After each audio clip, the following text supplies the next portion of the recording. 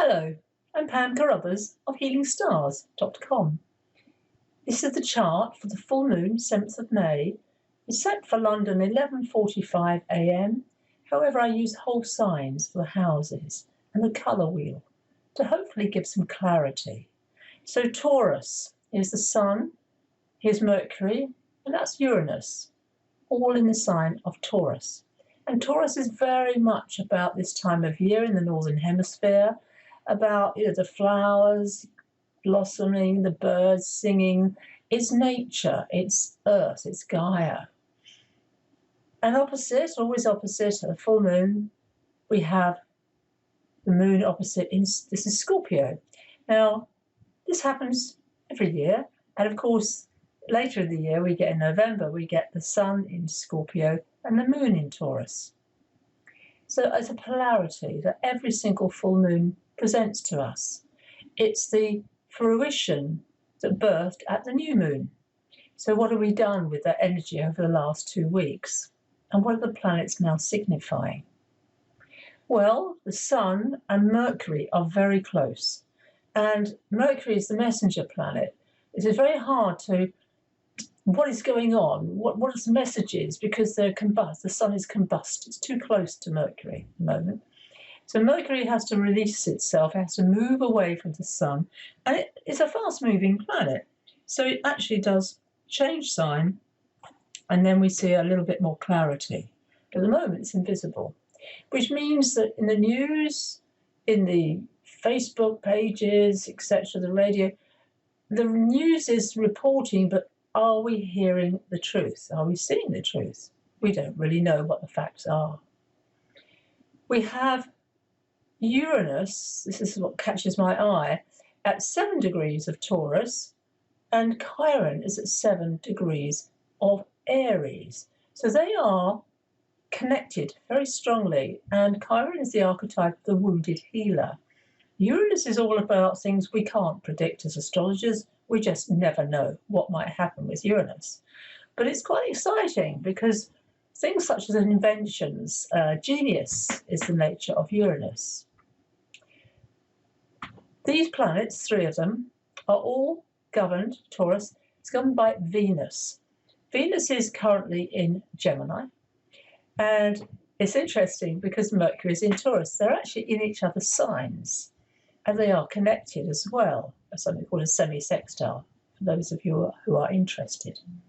And if you look to Venus, you'll see also there's Mars. They are both in air signs, and they are connected with each other in a very positive way. That is the masculine, the feminine. And we're going to be moving this month of May into the sign of Gemini. And that happens on the 20th.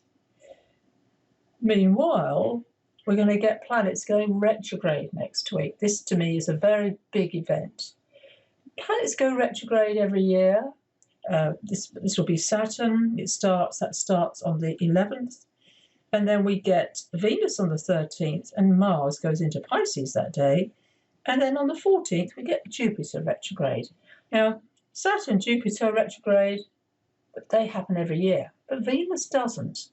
Venus is a retrograde roughly every 18 months. So Venus is spending a lot longer time than usual in the sign of Gemini.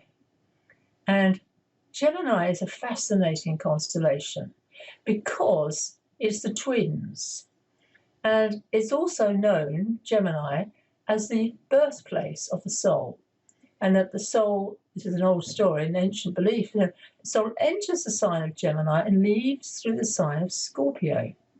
And there is a reason for this. These two signs cross the Milky Way. No other sign does that. So you go, this is fascinating to me to interpret this full moon, because Venus is there in Gemini, the moon is in Scorpio. Scorpio has 2 rulers. It has traditionally Mars, currently in Aquarius, and also Pluto, currently in Capricorn. I am a sun sign Scorpio, about to change sign for myself, but I am a Scorpio, and I very much believe Mars is more important because Pluto is so slow moving. it really is slow. So currently Pluto in Capricorn is taking 16 years to go through Capricorn, whereas Mars takes 2 years to go around the whole zodiac. So Mars, the planet of action, is in Aquarius, governed in turn, connected to Saturn. Saturn going retrograde, that's of interest because it's in Aquarius, a sign it likes, is happy there, but also you call that's a restriction on Aquarius. The public, the people, humanity is Aquarius. So it's helpful when Saturn goes back to Capricorn. But we have to wait, that's not until the 5th of July. With Mercury moving into Gemini, its own sign, that is helpful. That starts that process of communication. We're better hear more positive messages, I believe, with a lot more clarity. Now, Chiron, Uranus, helpful. Saturn, we're all under the Saturn's strength at the moment. Everything is to do with Saturn. Restrictions, rules, obeying the law, obeying the arrows, being controlled. It's really tough for us all. And how much longer can we put up with this? The other very important planet, always, Neptune. Neptune going through Pisces, 2/3 of the way through now, its own sign. Neptune is a good relationship at this full moon with the moon, and also it's in a very interesting, difficult relationship with Venus. If you notice that, 21 of Gemini, 20 of Pisces, that's a right angle, that's a challenge, a square, a conflict. Venus, because it's going to go retrograde, is holding that position for 3 times it'd be holding that position in the sky. Venus and Neptune are very much, when they're in conflict, being disappointed in love, having an illusion, maybe thinking someone you might have met is more of I can idolize them. Okay, so it's ideal love, divine love, is very much to do with Neptune. So when it's in a good relationship to Venus, you go, oh yeah, that's really wonderful. However, it's also very creative. So when we have a square, a tension, we need to work with it. I'm holding my fist as I'm talking here, and that's what I'm seeing very much at this time.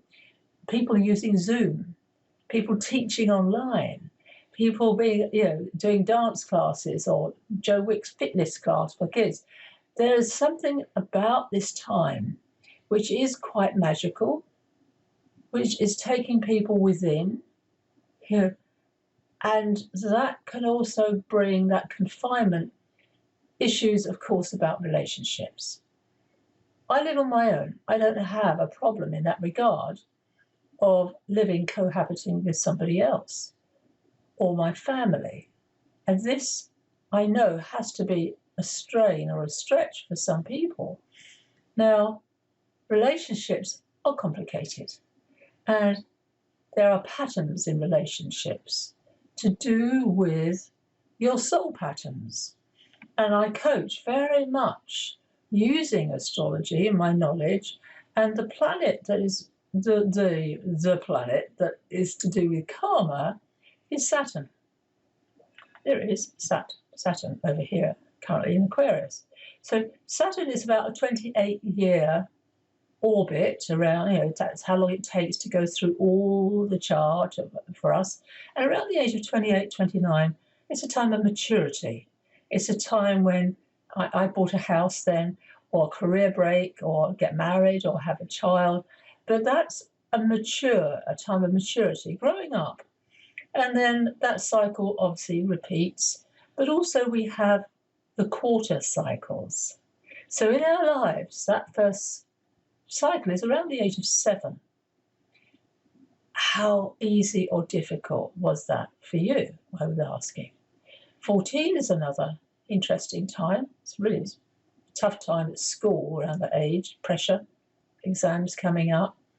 21, That used to be the key of the door. You know, I tell you my age there. That was a celebration of, you know, being grown up. And then, of course, that 28 years. So these cycles can be really, really interesting in terms of patterns. And so I invite you, you know, if you're interested, I will be giving away my free Healing Your Soul Patterns as a PDF. I haven't given it away for quite some time, so I've been called to share that with you. And if you're not on my mailing list, then sign up and it will be coming your way, hopefully in the next week or so. Now, take heart, notice Venus as that amazing planet, it's an evening star, Venus, at the moment. When it goes retrograde, which it will do on the 13th of May, it will then start to move in this night sky, and it will get lower and lower and lower and lower and lower until finally you will no longer see it.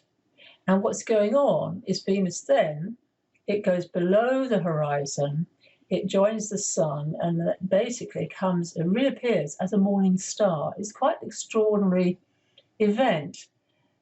And then you only get to see Venus just after sunrise, or just before, just around that time. It's the goddess, it's the feminine archetype, and it is a very important cycle. And it takes you, that Venus will go right back to the beginning of Gemini, to around 5 degrees. Where that is in your chart is being activated for this period of time. And as I said, Venus Gemini is a messenger or message. So thank you for watching. I hope I've given you some thoughts today to take away and digest. Pam Carruthers of healingstars.com.